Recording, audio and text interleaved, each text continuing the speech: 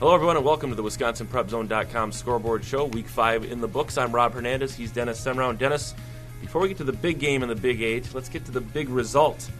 We have big news. The longest losing streak in the area has come to an end. Beloit Memorial gets an 11-yard touchdown toss from Denzel Barnes to Brindale Dean late in the fourth quarter. They beat Madison East 38-30. That snaps a 29-game losing streak for the Purple Knights, who hadn't won since a 12-6 win over Janesville Craig back in the September of the 2009 season. Dennis, a monkey off the back down in Beloit with that losing streak. Yeah, but you feel for the Purgolders. 38-30, what a game. That close to their first one of the season, but hats off to Beloit. Hats off to Beloit, indeed. Big game, as we mentioned, in the Big 8 Conference, Middleton-Verona. Dennis, I wouldn't have dug this out of the back of the car if we hadn't figured out how to beat you for the second year in a row during the regular season. Where's the pizza at? We'll have to figure that out after the show. Apparently, the Wildcats decided to pound Dom Wise at the Cardinals tonight. 30 times Dom carries the football for 152 yards and a touchdown. Middleton comes out on the short end of a 20-7 score against Verona. I saw Andrew Terwilliger, the offensive lineman for the Wildcats, yesterday at a freshman game. I asked him if all systems were go, and he said, "Oh yeah." And apparently they were. Think about that. Dom Wise had an ankle injury. We were at practice doing a taping a prep rally there for his first game. When he went down with that ankle injury, he still played against Sun Prairie, gutted it out. Wasn't the same as he is now. He's gotten better and stronger every week, and you realize how they alternated backs last year.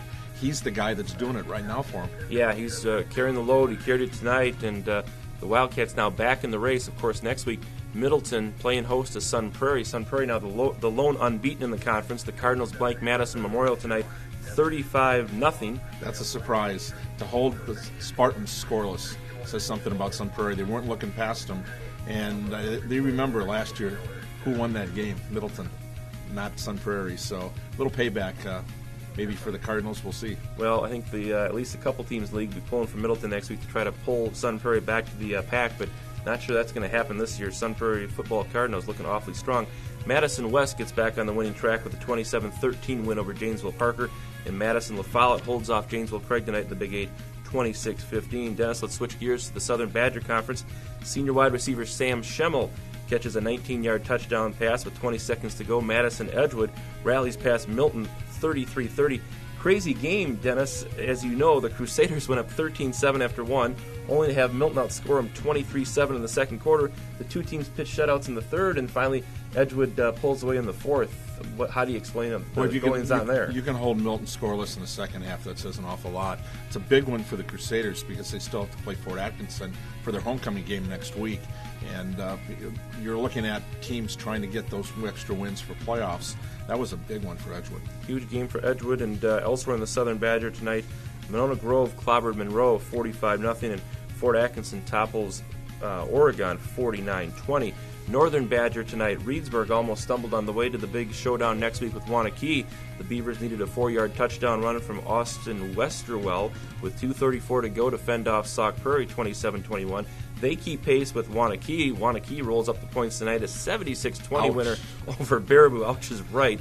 And Mount Horeb-Barneveld knocks off Portage 45-25. But the Reedsburg-Wanakee matchup is set. One of two very big games for the Wanakee Warriors over the final 3 weeks of the season. Reedsburg's 5-0, but they've yet to play Mount Horeb-Barneveld, DeForest, and Wanakee, and that's who they finished the first what do you say? Regular season. Rude awakening next week? Ouch, yeah, ouch, doubly there. And Mount Horeb continues to put points up on the board. Yeah. And they set the stage again 2 more weeks before that matchup with Wanakee, and can't look past anybody at this point. Not at all. Non-conference crossover tonight in the Badger Conference. DeForest beats Stoughton 17-6. Of course, our WisconsinPrepZone.com game of the week, the one that Dennis was at over at Lake Mills. First of all, Dennis, how was dinner tonight? What did you do? Had fish. Mike Mankey treated. Took care of it. I think he thought they were going to get a win, so he was feeling very generous tonight. But got a great scouting report before the game. Only he didn't tell me anything about a defensive back running a linebacker actually running an interception, 101 yards back for a touchdown. The key, though, was a block 60 yards downfield. One of his teammates, just went out and found somebody to hit, and that was senior linebacker Travis Bachler. Is that right? He had the touchdown, and Brennan Lease, who's known for his running on offense, boy, he really busted his butt to get down there and made it just a key play. So cutting to the chase, Lakeside Lutheran wins that game 28-7.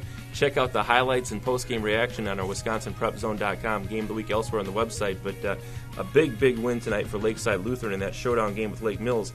Elsewhere in the Northern Capital, Lodi pitches the shutout, beating Columbus 35-0.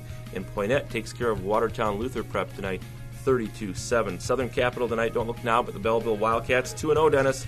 In league play, the Wildcats overcome a slow start. They beat Wisconsin Heights 28-12. Jacob Kowalski scores 3 second-half touchdowns in that game for the Wildcats. We talked about it all week. Belleville now just one win away from the playoffs. They haven't been in the playoffs without a co-op partner. I looked it up, 1982. I was going to say late 70s, early 80s, yeah. Back when we were pups. Yeah, exactly. Southern Capital Conference elsewhere. Marshall, a 46-20 winner over Cambridge. And New Glarus Monticello gets back on the winning track. They knock off Waterloo 31-7. Around the area, big upset in the Northern Capital, Dennis. Antoine Washington catches 2 touchdown passes. McFarland hands East Troy its first loss, 22-6. Just when you thought you had the Northern Rock figured out, with East Troy kind of inching ahead after the win over Jefferson, they now inch back, and again, the race is a free-for-all. Yeah, I don't know if you can call upsets at this time of the year. We're dealing with high school kids, but it's great to have a game like that.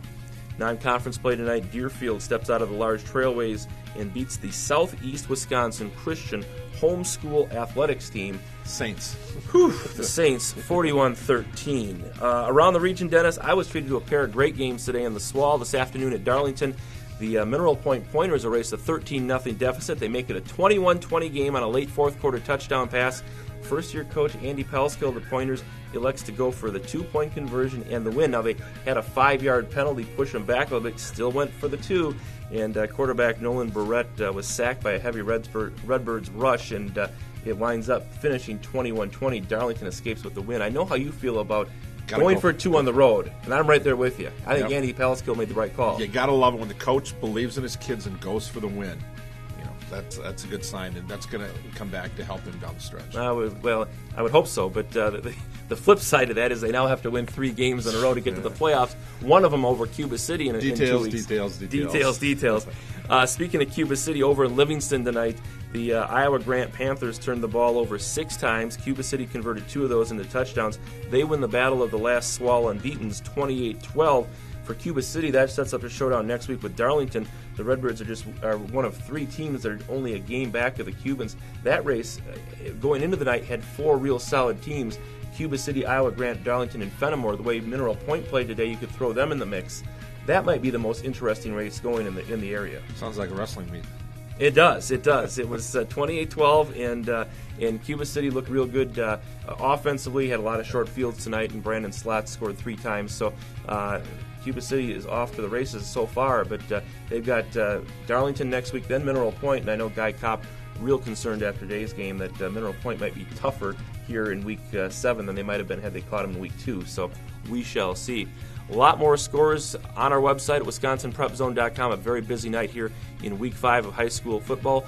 Week 6 coming up this week. Middleton Sun Prairie highlighting the docket. Of course, we'll preview all those games this week on our prep rally, and that'll be our WisconsinPrepZone.com game of the week. I can't believe we're Lodi and Lakeside Lutheran going for the conference title too. Really? Paul Bauer tonight said the conference title in Capital North goes to Lodi. I don't know. I might be going through Lakeside this year. Well, those answers will come next week as we move right along with this high school football season. For Dennis Semrau, I'm Rob Hernandez. Thanks for watching the Scoreboard Show on WisconsinPrepZone.com. We'll see you back here next week.